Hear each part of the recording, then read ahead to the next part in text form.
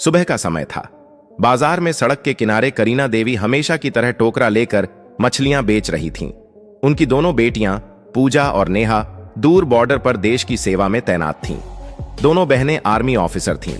उन्हें जरा भी अंदाजा नहीं था कि उनकी मां किन हालात में जी रही है और आज उनकी मां के साथ ऐसा कुछ होने वाला है जो उनकी रूह को हिला देगा।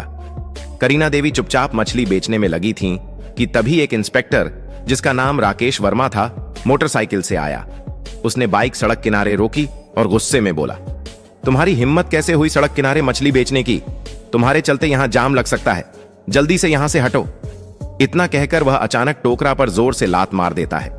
मछलियां जमीन पर बिखर जाती हैं। चारों तरफ मछलियों की गंध फैल जाती है और लोग रुककर तमाशा देखने लगते हैं। इंस्पेक्टर और भड़ककर चिल्लाता है, ये तुम्हारे बाप की सड़क है क्या, जहां मन किया बैठ गई मछली बेचने? अगर बेचना है तो अपनी जगह पर बेचो। करीना देवी चुपचाप उसकी बातें सुनती रहीं, अपमान सहती रहीं।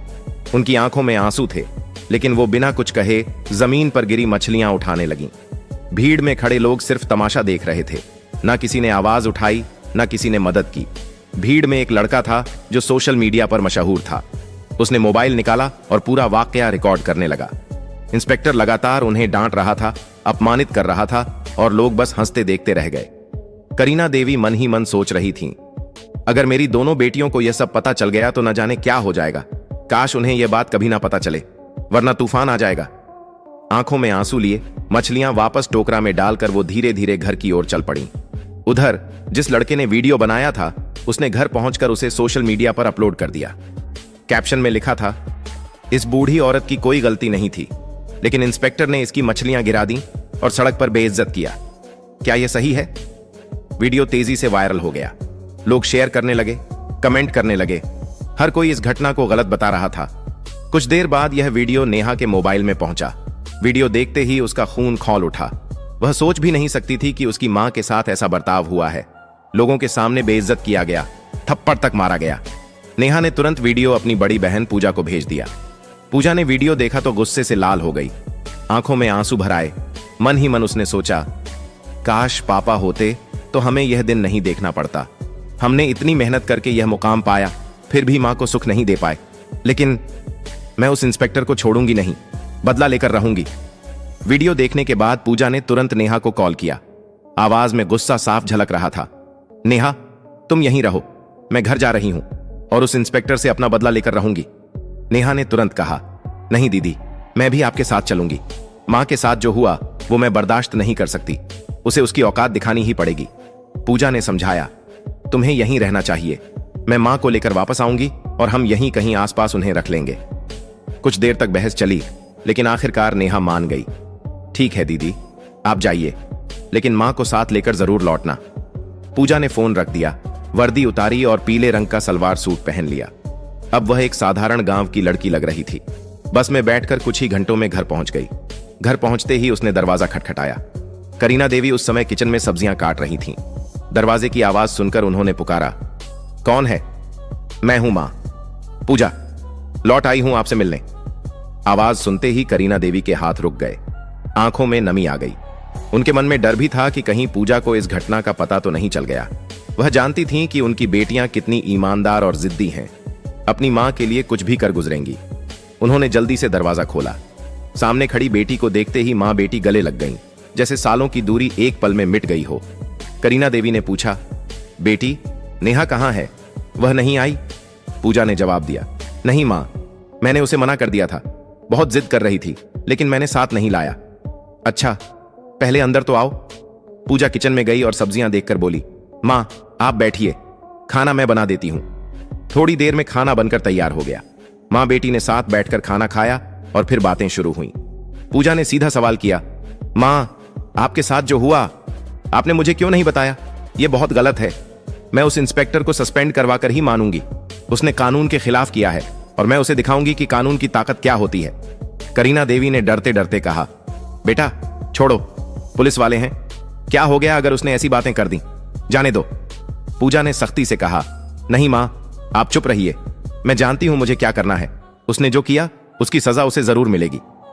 इतना कहकर पूजा ने लाल रंग की साड़ी पहनी, साधारण गांव की लड़की की तरह तैयार हुई और सीधे थाने की ओर निकल पड़ी। यह वही थाना था जहां इंस्पेक्टर राकेश वर्मा तैनात था। थाने पहुंचकर उसने देखा राकेश वहां मौजूद नहीं था। केवल 2 हवलदार और एसएचओ संदीप सिंह वहां बैठे थे। पूजा सीधे एसएचओ संदीप सिंह के पास गई और बोली, मुझे इंस्पेक्टर राकेश वर्मा के खिलाफ रिपोर्ट दर्ज करवानी है। उन्होंने मेरी मां के साथ सड़क पर बदतमीजी की, मछलियों की टोकरी गिरा दी, थप्पड़ मारा और लोगों के सामने अपमानित किया। मैं चाहती हूं कि उनके खिलाफ सख्त कार्रवाई हो। संदीप सिंह चौंक कर बोला, क्या इंस्पेक्टर राकेश वर्मा के खिलाफ रिपोर्ट? और तुम कौन होती हो रिपोर्ट लिखवाने वाली? क्या तुम उस बूढ़ी औरत की बेटी हो?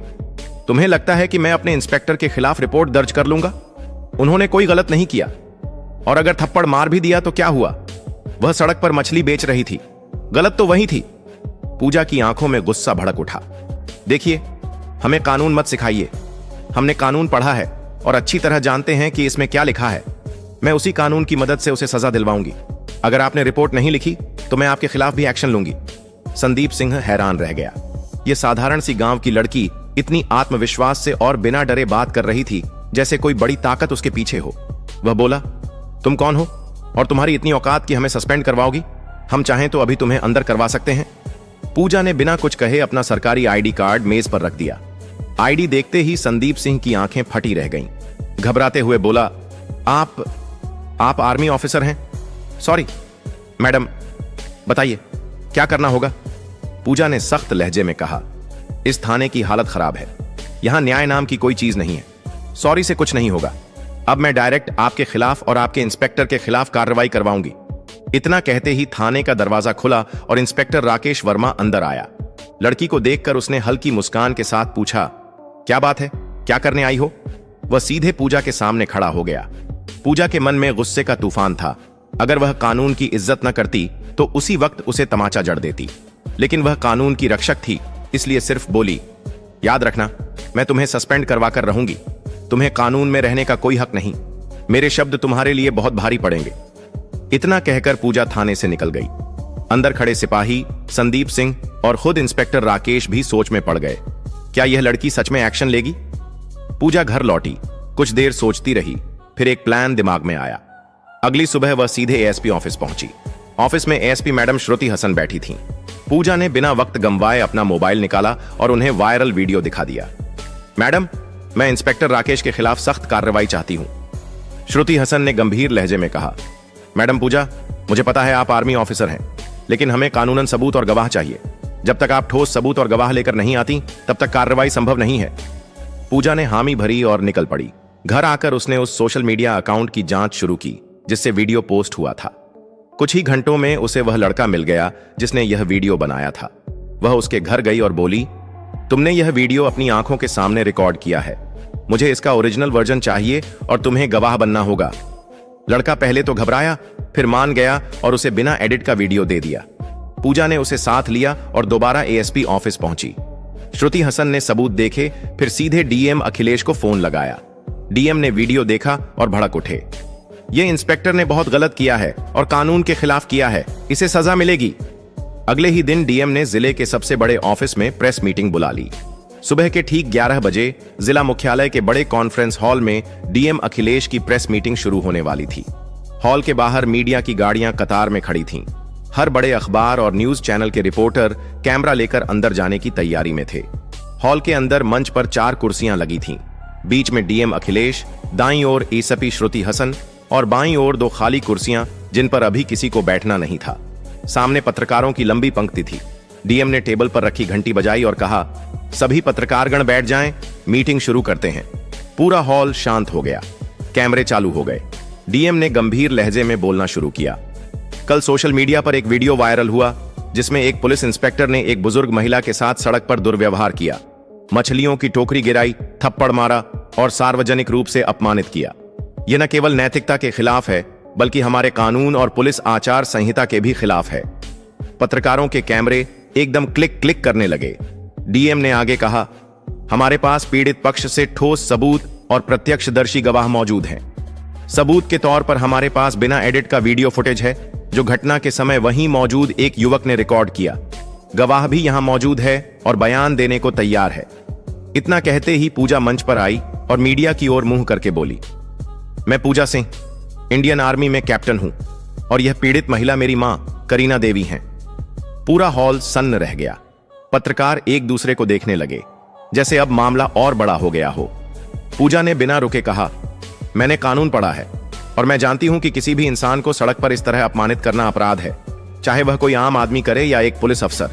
कानून सबके लिए बराबर है। पत्रकारों ने सवाल दागने शुरू कर दिए। मैडम, क्या आप चाहती हैं कि सिर्फ इंस्पेक्टर पर कार्रवाई हो या और भी लोग इसमें शामिल हैं?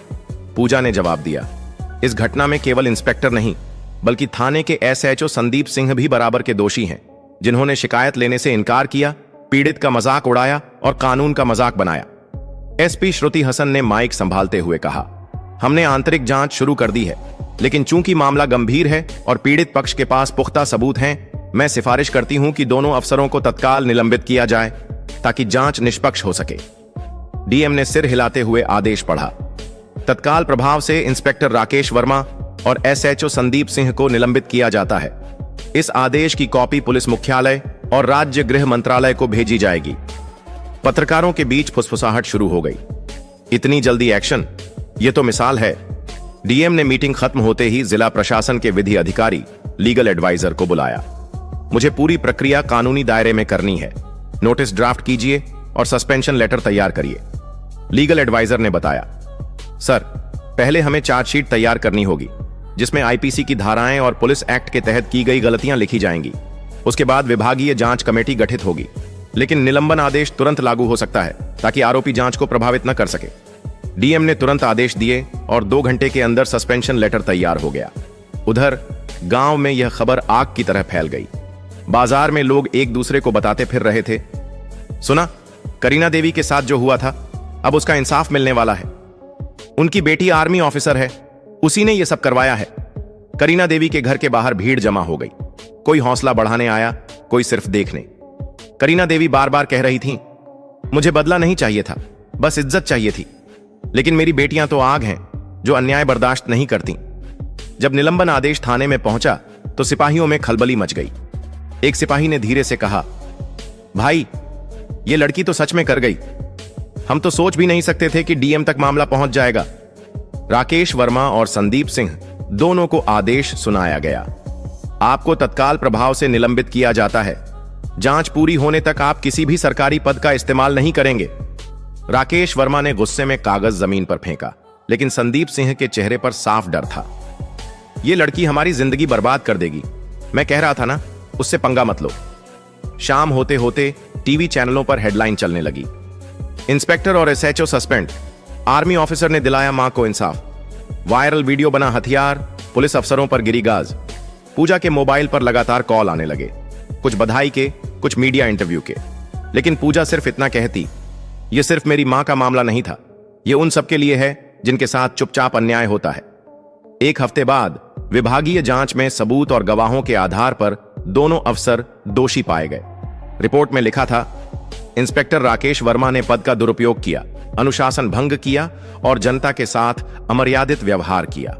एसएचओ संदीप सिंह ने शिकायत दर्ज करने से इनकार कर ड्यूटी की अवहेलना की। राज्य पुलिस मुख्यालय से आदेश आया, दोनों अफसरों को बर्खास्त किया जाता है और उनके खिलाफ आपराधिक मामला दर्ज किया जाएगा। जब यह खबर करीना देवी के घर पहुंची तो पूजा ने बस इतना कहा, मां, यह जीत सिर्फ हमारी नहीं, हर उस इंसान की है जो अन्याय के खिलाफ खड़ा होता है।